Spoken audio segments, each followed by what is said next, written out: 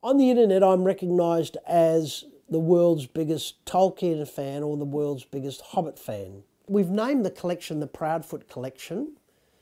Proudfoot is a fictional name, which is actually the pen name that I use when I write my poems and stories. In an age long, long ago, wandering through an elven wood, a lone warrior did espy a maiden beautiful to behold. In my collection at this present time, I have around about 500 books all up. They consist of early editions of The Hobbit and The Lord of the Rings. They also consist of the publication history of those books. I have a collection of about 60 Hobbits paperbacks with all different illustrations on the front of them. Some of them are from other countries, and some of the illustrations are quite hilarious. I first read The Lord of the Rings back in 1976.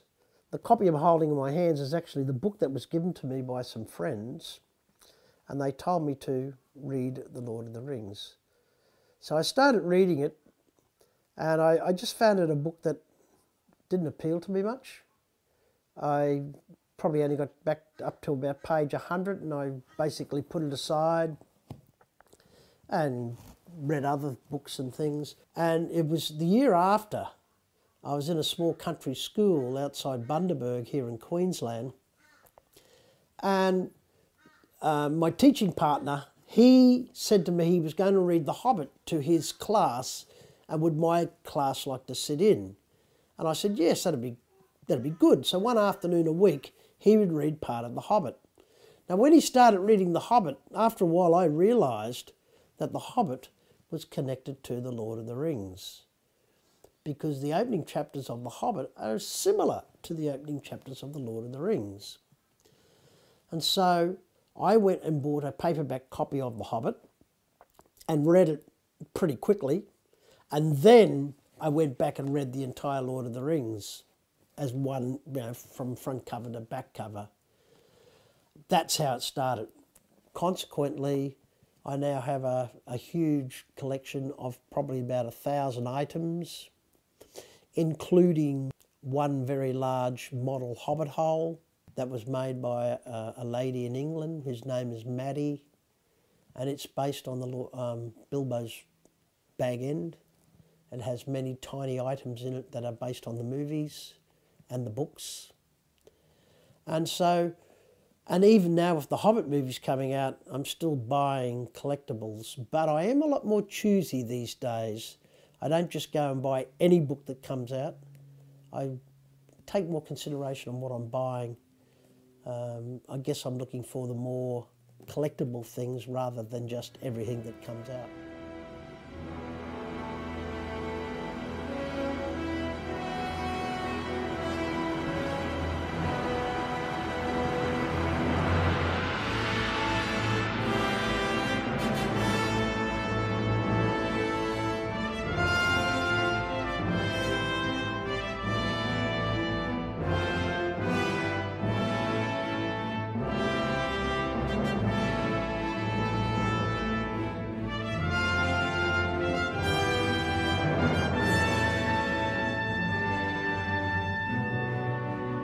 In 1911, Tolkien went to Oxford University because at a very early age he had shown extremely good linguistic skills, and he quickly mastered Latin and Greek by the time he was 12, and he started creating his own different Elvish languages and dwarf languages. Now in 1915, Tolkien enlisted in the British Army because of World War I. He went to war in France and he actually saw action at the Battle of the Somme. An interesting part of this is, while he was on the Somme, he saw muddy land, dead trees, no vegetation, pits full of muddy water, and just basically a blasted land where nothing would grow. And he always thought that spring would never come to this land. And this description of the warlands in France would later become his description of Mordor in The Lord of the Rings. So throughout his life, experiences do come into the Lord of the Rings story. It began Well, it began as you might expect. In a hole in the ground, there lived a hobbit. In a hole in the ground there lived a hobbit. Now, who would have thought that that simple line would have led to the publishing phenomenon that we have in the world today? Not only movies, but books, music, stage plays, video games, online games, card games, board games. It's just phenomenal.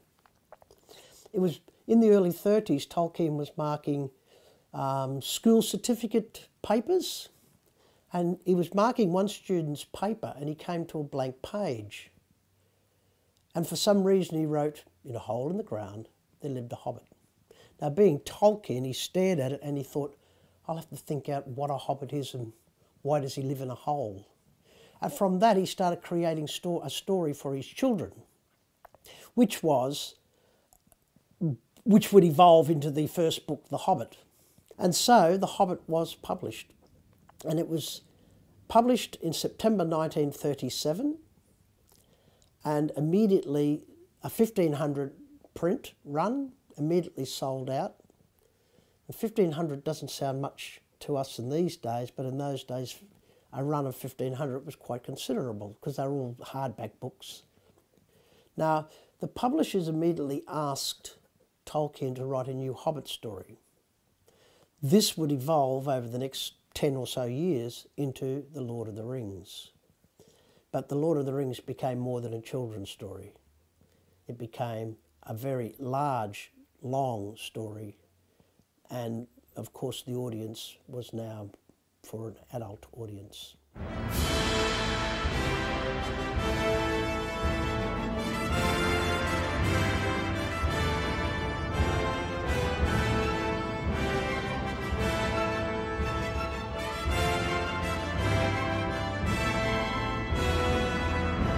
In 1969, Tolkien sold the entertainment rights to The Hobbit and The Lord of the Rings to United Artists. United Artists never made a movie, but there were a number of people who were interested.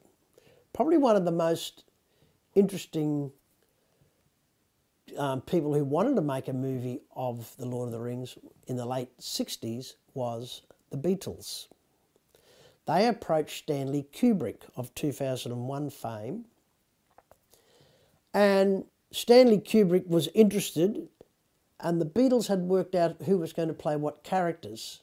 Now, Paul McCartney was going to be Frodo, Ringo was going to be Sam Gamgee, George Harrison would be Gandalf, and John Lennon would be Gollum. But Stanley Kubrick withdrew from the project because he just felt that The Lord of the Rings was too immense to make into a movie. And Rankin Bass did an animated version of The Hobbit, which was very well received by the public. It was faithful to the book, and in 1978, Ralph Bakshi produced a semi-animated movie of The Lord of the Rings. Of course, the most famous movies are the ones done by Peter Jackson, the trilogy of 2001, 2 and 3, and of course the current Hobbit movies. And the last one of them is coming out later in December this year. One day I'll remember. Remember everything that happened. The good, the bad. Those who survived, and those that did not. Through the internet, I've met a lot of other Tolkien fans around the world. In recent years, 2010, 11, 12, and last year, I've done a lot of travelling to Europe and New Zealand. In my travels through Europe, I've met a lot of people who are Tolkien scholars and Tolkien collectors. Travelling to New Zealand's been a good experience because when I go to New Zealand, I meet people from the movie side of things, and each year I find myself visiting movie locations in New Zealand. In Brisbane, we have formed a Brisbane Tolkien Fellowship. It basically arose out of another group that was called the Brisbane Tolkien Appreciation Association. Well, every year there's a Tolkien week, and the birthdays of Bilbo and Frodo on the 21st of September fall in that week. And because Brisbane Festival's on at that time, we've decided to extend ours over 2 weeks. And on the 20th of September, we're having a Hobbit picnic in the park. Last year we had a fantastic evening in Middle-earth dinner dance. And it was live streamed around the world, and there was people all over the world watching it. We found out, when we started getting people sending messages through Facebook saying, "Oh, I saw it and it was great." J.R.R. Tolkien is considered to be the grandfather or the father of epic fantasy. Audiences, just love the Tolkien stories. They love the world that is created around his stories.